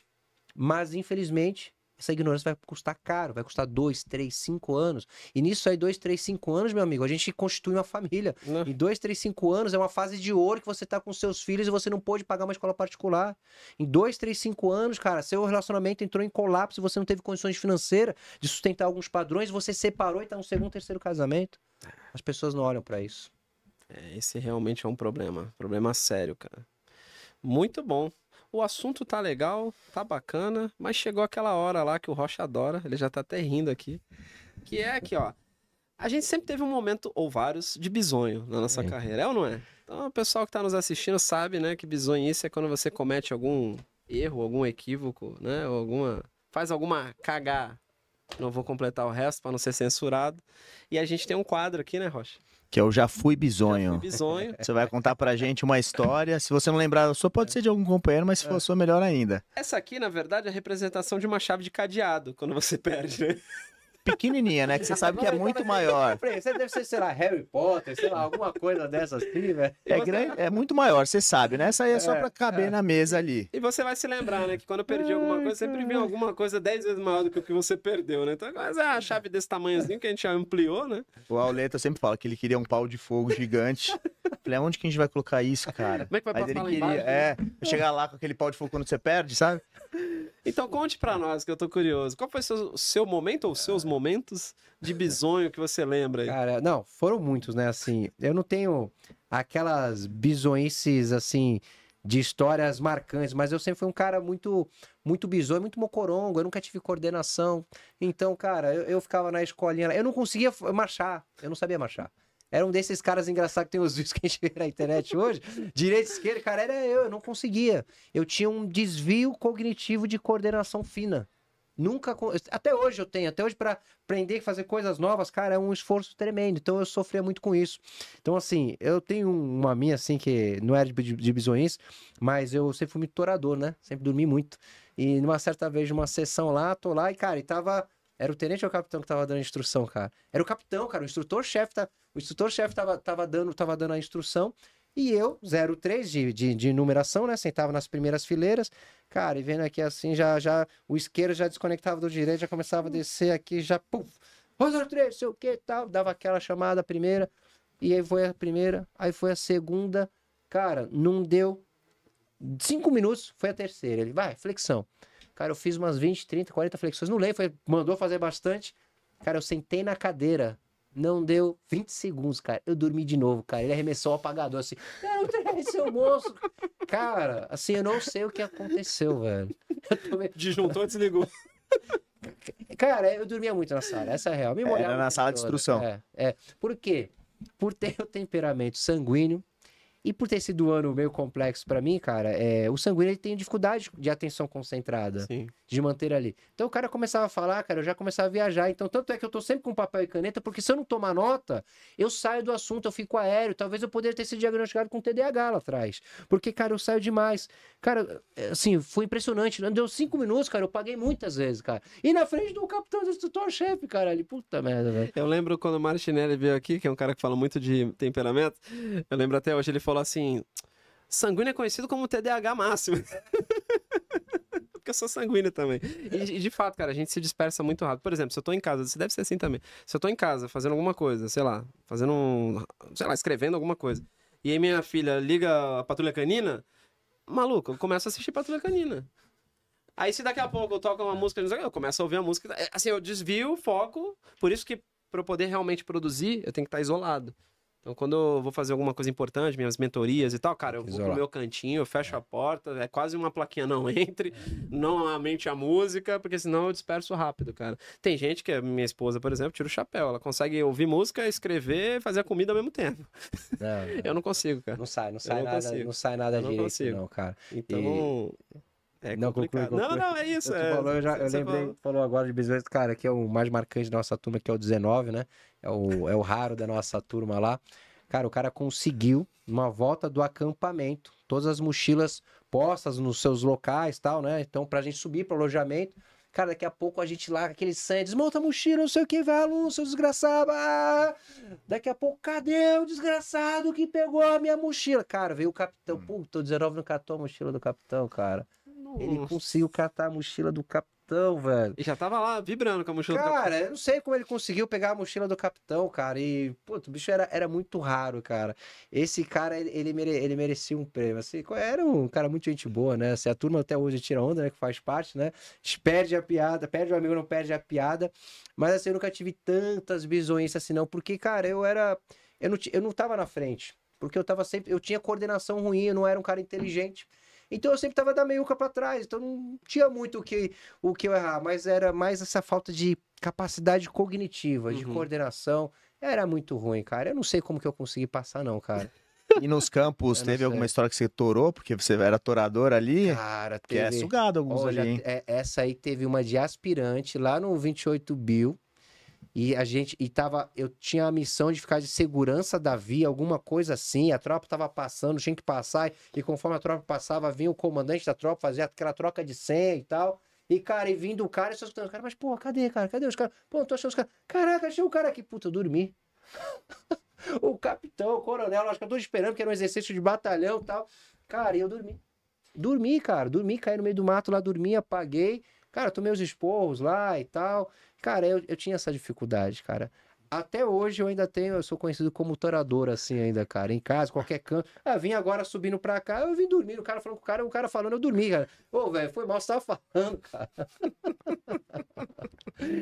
Tem umas limitações pra isso aí, velho. E Yoshiro, das experiências que você teve a gente nunca parou, inclusive, para falar sobre isso, né? Eu não sei quais batonões você serviu, quais foram as experiências, mas quais delas, ou qual delas, não sei, que você acha que foi a mais marcante e que mais agregou para você e que você usa até hoje na tua vida profissional e pessoal também, talvez? Cara, eu nunca parei pra refletir nisso. Mas eu passei em 2 unidades, passei lá no segundo Bio, lá onde a gente se formou, eu consegui voltar. Fiquei lá 3 anos e depois fiquei 3 anos, acho que foi 3 anos e pouco cada um. Depois fiquei na PE, no 8º BPE, o Batalhão Novo. Assim que ele inaugurou, a gente foi da primeira leva de oficiais que chegaram lá e tudo mais. Acho que assim, o evento mais marcante para mim foi negativo. Dentro daquela função que eu exercia lá de S1, teve uma circunstância X que tinha uma necessidade do batalhão implantar um sistema chamado à época de módulo E1. Depois ele mudou de nome, mas era um dos primeiros grandes sistemas de gestão de pessoas do Exército. E a região militar estava implantando, o comando militar já estava implantando, e tinha uma diretriz, um ofício que tinha que estar X% do sistema implantado até tal data. E eu lembro, cara, que assim, o comandante não estava dando muita atenção, o subcomandante também não, por qualquer razão, não achavam relevante, não lembro qual era a causa. E eu dando gás, cara, chegando mais cedo, saindo mais tarde, porque eu tinha ido pra reunião lá embaixo, vi lá o E1 lá do comando militar de área falando e tudo mais. E, cara, aquele movimento todo, eu preocupado numa reunião de estado maior lá da unidade do batalhão, eu peguei assim, alguém tem alguma coisa mais pra falar? Eu levantei a mão, todo voluntarioso, cheio de gás, todo gazudo, né? Ô, coronel, acho que faltou falar desse tema, porque tem um ofício tal, tá tendo a reunião X, tá tendo como se fosse o comitê cobrando isso, e o E1 lá, que era um coronelzão lá, falou que vai ser assim, que vai ser assado, e eu consegui fazer até aqui, mas precisa que as companhias façam isso, blá, blá.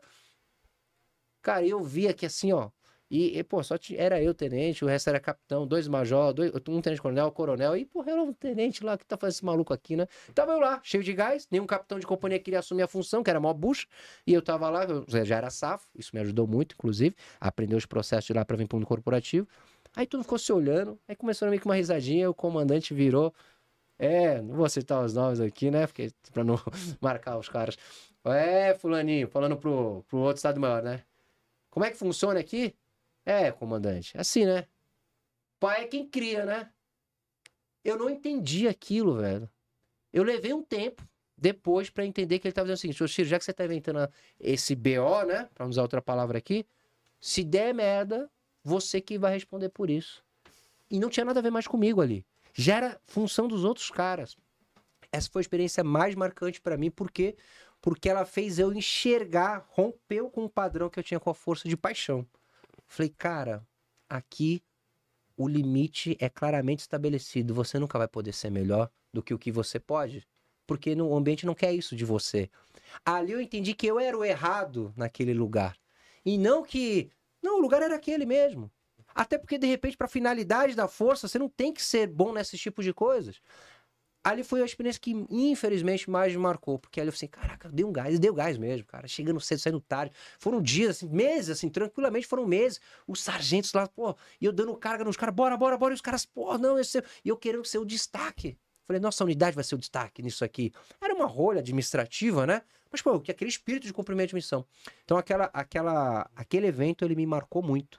Porque fez eu olhar o seguinte, cara, esses caras, eles não são ruins. Eles não são mal, eles não querem o meu mal. Eles só são frutos desse ambiente. Compete a mim escolher o quanto que esse ambiente me serve. Compete a mim ter, sim, uma verdadeira autoconfiança para entender que esse ambiente ele é muito bom, mas ele não é meu destino final. A maior parte das pessoas que estão nas Forças Armadas, enquanto estão lá, olham como destino final. Assim como olham nas empresas. As pessoas estão lá dentro de uma empresa, olhando a empresa como destino final. Não se posiciona mais no LinkedIn, não faz mais um networking.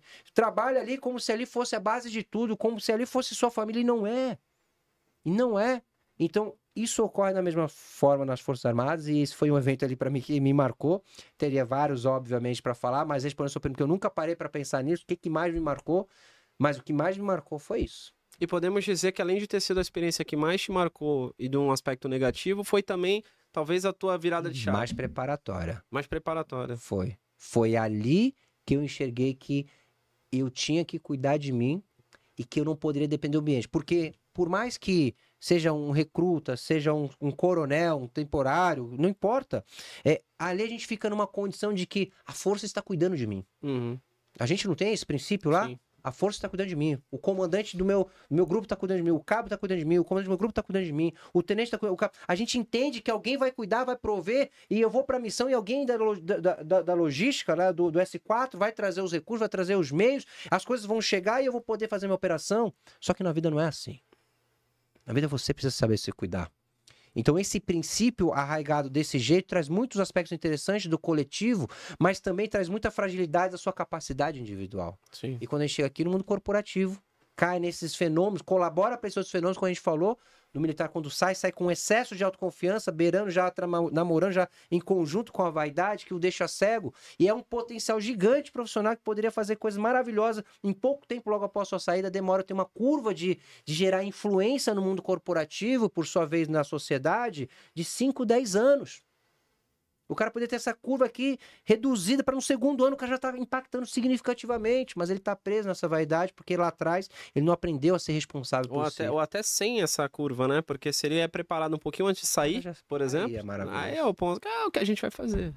E, Yoshiro, você falou essa experiência que você teve essa virada, e na sua carreira ali como militar, você consegue lembrar ali de 2 soft skills que você desenvolveu ou que você mais usa hoje no empreendedorismo, nas mentorias, até na sua vida profissional e pessoal? Sem sombra de dúvida, a gente vai chamar, eu chamo de ambição, tá? No meio militar, a gente vai chamar de o cumprimento do dever, o senso de missão, qualquer outro. No final das contas, isso é ambição. A ambição é importante a gente ressaltar para quem está nos ouvindo que às vezes se tem um pouco de asco com a palavra ambicioso, é difícil, porque é difícil a gente ver na nossa sociedade os pais falando para os filhos, sejam ambiciosos, quer que você seja ambicioso, você não chega para os seus liderados, quantas vezes para os seus liderados fala assim, eu quero liderado aqui, eu quero que vocês sejam ambiciosos, é difícil isso acontecer, e no meio militar a gente tem isso. Só que o nome não é ambição, né? É o espírito de cumprimento de missão, o senso de dever. Mas na verdade se eu recebo algo, eu vou entregar esse algo. E esse algo eu chamo de ambição por quê? Porque todos nós temos sonhos e desejos. Só que a gente não tem o senso de cumprimento com nossos sonhos e desejos.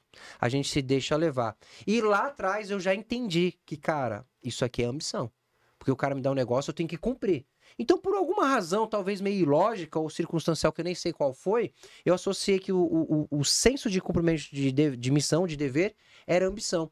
E hoje a ambição, ao meu ver, ela é a causa raiz de todos os problemas sociais que a gente tem no Brasil e no mundo. Qualquer um que você olhar é falta de ambição. É falta da pessoa ter o desejo de buscar e mudar aquilo. Não consigo cuidar do corpo. Não consigo emagrecer. Claro, você não tem ambição suficiente. Não consigo ter um relacionamento satisfatório. Não consigo encontrar... Cara, você não tem ambição suficiente. Não consigo empreender, não consigo ter sucesso, não consigo ser promovido. Que é particularmente o ambiente que eu mais ando. As pessoas que estão insatisfeitas com seu salário, com sua empresa. Cara, você não tem ambição. Então não adianta eu chegar para esse cara e dar 1000 chaves de soluções, de transformações, se eu não ensino ele a ter ambição. Uhum. Então a ambição eu aprendi no quartel. Isso foi assim, a principal. E a segunda é compreender o que a gente chama aqui em skills, relacionamento interpessoal, que inclusive no EB também é relacionamento interpessoal lá, nos atributos da área afetiva. É compreender que, seja qual for a minha ambição, eu não vou chegar jamais na maior parte dela se eu não tiver capacidade de engajar pessoas para estarem comigo. Ótimo. Relacionamento interpessoal. Então lá atrás, e tive um evento muito marcante também, negativo, mas que foi muito positivo também, quando um comandante lá de uma unidade X pegou e fez uma avaliação 360 entre oficiais e sargentos. Já tiveram isso? Já, mas... Bom, não sei como é que foi a sua, a minha não foi muito boa. A minha não foi, a minha foi péssima. Minha avaliação foi um balde de água fria. Foi horrível. Fui um dos piores avaliados como tenente na época lá pelos meus pares. Por isso que relacionamento interpessoal pegou pra mim. A metodologia que usaram que eu achei que foi muito ruim, assim. Não sei se foi o teu caso também. Foi o meu caso também. Não havia metodologia, a metodologia era lista de todo mundo e todo mundo põe um xizinho aqui em quem você acha que é de 1 a 10 e ponto e acabou, sem conceito, sem ambientação, ou seja, ficou uma guerra de os grupos, mas a galera que mais saía pra cerveja teve as melhores notas, resumindo a história, né? E aqueles que de alguma forma não saíam pra cerveja tiveram as piores notas, né? No geral foi muito isso, não teve metodologia nenhuma. Porém, guardando aquele princípio que eu tenho que trazer a autorresponsabilidade para mim, rapidamente lá virou para mim, putz, não importa o que eu diga, o que eu acho, eu não tenho como contestar esse número. Não importa que eu diga que eu sou um cara trabalhador, que ando com o risco, com a RDA embaixo do braço, que não tenho uma missão minha que não foi bem cumprida, que não tenho uma vírgula, que não tá... Meu pelotão, todo mundo recebeu todos os treinamentos previstos, que eu fiz todos os planos de sessões, aquelas rotinas administrativas nossas. Não importa tudo aquilo ali, se esse número aqui tiver assim, porque numa hora que eu tiver numa situação de guerra, esses caras, mesmo sem método, e eu entendo, foi sem método realmente, na hora que se eu tivesse uma situação de guerra, eu falava, bora pra lá, eu ia sozinho, ninguém ia comigo. Ali me caiu essa ficha assim, ó, duramente, cara. Por isso que relacionamento interpessoal pra mim ali, eu falei, cara, e eu sou uma pessoa de pessoas. E aquilo foi um choque, porque eu sempre fui um cara muito benquisto, sempre fui um cara andando em várias tribos, eu nunca tive uma tribo, eu tenho várias tribos, vou agora sábado no evento de escola, tenho vários grupos de escola que eu me conectei. Só que ali eu não tava conseguindo me posicionar. Então, ambição mais o relacionamento interpessoal foram os dois elementos que eu levo até hoje, balizam minha vida e balizam a vida das minhas filhas. Até hoje, eu ensino elas, vocês vão ser ricas e milionárias. Só que vocês só vão conseguir isso através da capacidade de trazer pessoas para estarem com vocês. E esse foi o meu lema, inclusive quando eu fui para o mundo corporativo. Quando eu saí do EB para fazer meu primeiro currículo, lembro até hoje, que foi para a Coca-Cola FEMSA, saí direto para essa empresa, uma empresa grande, e eu coloquei lá, na descrição geral, né, de oficial R2, não sei o quê, fale um resuminho sobre você. Habilidade de alcançar resultados através do desenvolvimento de pessoas. Coloquei bem isso. Essa frase está nos meus currículos, até hoje está no LinkedIn. Deve estar essa frasezinha lá. Porque ali eu entendi, cara, não importa o que eu quero, eu vou conseguir chegar no mais alto através do quão alto eu ajude as pessoas a chegarem. É ótimo isso aí, cara. Isso aí eu me identifico muito com essa tua frase final aí. Porque é isso, cara. Eu sei, a gente conversou bastante. Capacitando pessoas que você sobe, né, cara? E a gente vai um pouco, eu e o Auleta, se misturando nessas duas soft skills aí que você colocou. E aos poucos a gente vai crescendo e vendo que a gente precisa de muita gente, por isso que a gente está fazendo esse movimento, trazendo pessoas assim, de calibre altíssimo, para somar e conseguir fazer a diferença e mudar a cultura em pouco tempo. Ô Chiro, cara, que prazer. Dá vontade de continuar esse bate-papo aqui. E dois sanguíneos aqui, porra, se você deixar, aí tá ferrado, Rocha, que a gente vai ficar 3 horas aqui falando. Mas, assim, cara, muito obrigado. Eu tenho certeza que foi um bate-papo muito rico. Vai fazer diferença na vida de algumas pessoas que vão assistir, tenho certeza disso. Antes da gente encerrar, tem um presente para te dar. Olha aí. Olá, agora oficialmente. Oficialmente, seja bem-vindo à divisão. Caraca, olha aí. Caraca, sensacional. E a gente costuma dar a missão, né? A missão é a seguinte, não é pra ficar só na prateleira, não, é pra usar mesmo, tá? Velho, obrigado. Show de bola. E eu sei que sanguíneo gosta de um churrasco, gosta de uma confraternização, então use-a, tá bom? Sem sombra de dúvida, já vou usar amanhã, inclusive, já vou estreá-la já. Amanhã tem um churrasco lá com uma dessas turmas de escola. Excelente. E é muito bom, cara. E assim, ó, eu depois que eu saí do quartel, por algumas decisões estratégicas, e qualquer outro momento eu poderia até falar, eu esqueço às vezes que eu fui tenente, cara. Quando eu tô lendo aqui assim, caraca, fui tenente do exército, cara. Olha só. Eu tô tendo que ler pra associar. Tamanha foi o rompimento de separação de ambientes que eu fiz por conta de estratégias de crescimento. Eu tive que romper isso literalmente, foi um exercício não tão simples, porque eu sou apaixonado pela força, adoro, tô sempre envolvido ajudando de alguma forma, mas é legal de ver, cara, bacana. Então agora lembra daqui, ó, eu sou veterano. Sou veterano, fui tenente, sou tenente na verdade, né? Até os 45 ou 46, conforme a lei, nós temos que estar apto para em condições de, né? Nada mudou, né? Boa. E antes da gente finalizar, aproveita também para falar como que o pessoal encontra tanto você nas redes sociais, quanto também seu serviço, suas mentorias. Legal, bacana. Bom, pessoal, olha só, se você está no mundo corporativo, ou se você não está nas Forças Armadas, você está no mundo corporativo, seja na sua empresa ou na empresa de alguém, você está desejando crescer. Certamente você tem algum grau de ambição, talvez não tão declarado como a gente falou aqui, talvez você tenha uma capacidade, você já sabe que você precisa de pessoas, talvez também não tão claro quanto a gente falou aqui, mas o fato é que você pode fazer o que for, mas para você ter qualidade de vida, você precisa de recursos financeiros. E para ter recursos financeiros, a forma mais barata é ou empreendendo ou trabalhando na empresa de alguém. Então, essas são as duas fontes principais que a gente tem de fontes de receita. E para isso, a gente tem um método chamado Líder de Valor, que dentro desse a gente tem um conjunto de outras estruturas e programas. Inclusive, agora nós vamos lançar, agora no próximo mês, um curso que é específico voltado para quem quer aumentar a sua condição financeira dentro da empresa, ou seja, quem quer ser promovido e sem deixar a sua alma na empresa. A gente chama de 31, é 30% de aumento em menos de um ano. E você pode repetir isso todos os anos da sua vida. É um método que a gente construiu na prática, por construção, por desenvolvimento, e ele serve tanto para quem é reservista, para quem não é reservista, para qualquer um que se encontra nesse perfil. Você se encontra trabalhando muito, que está cansado, que não se sente reconhecido, que, cara, já está perdendo o seu relacionamento, que está com essa saúde física debilitada, emocional, talvez você nem saiba mais o que isso, não quer nem mais ver vídeos de saúde emocional, porque você já se assusta, já o olho já começa a tremer. Se você tá nesse cenário, fazer esse curso é um diferencial, porque como você pode ver aqui, a gente traz as experiências pela prática. A gente agrega a teoria para ela servir só de base, para sustentar o que a gente viu na prática, trazendo resultado. Então hoje, lá na Evolide, eu e o Couto, meu sócio, que é um militar da reserva também, a gente vem contribuindo com a sociedade dessa forma. Vai ser prazer, uma honra ter você lá dentro das nossas redes sociais, você pode se conectar com a gente, o pessoal vai deixar disponível para você aí. Então não perca essa oportunidade de você cuidar de você. Ser reconhecido e valorizado não é uma opção, não é uma coisa que é uma glória. É uma obrigação com você e com o esforço do seu time e da sua família que está na sua retaguarda. Então pensa nisso, vai ser uma satisfação ter você do lado de cá. Show! Excelente. Tenente Oshiro, veterano. Veterano. Pessoal, a gente vai ficando por aqui com mais um episódio. Porra, na verdade foi um episódio, foi uma aula. Muito mais bom. uma aula aqui com o mestre Oshiro. Obrigado pela audiência de sempre. E vamos que vamos, né, Rocha? Vamos lá que tem muita novidade aí. Legal. Ter agora o Tenente Oshiro com a gente vai ser uma diferença incrível, vai agregar muito, cara. Você pode lembrar, cara, porque pô, muito bom, cara. Tanta coisa que você trouxe aí hoje, ainda mais falando de saúde mental, falando de depressão e alguns pontos que são muito difíceis de ser tocados, que a gente não vê com muita raridade.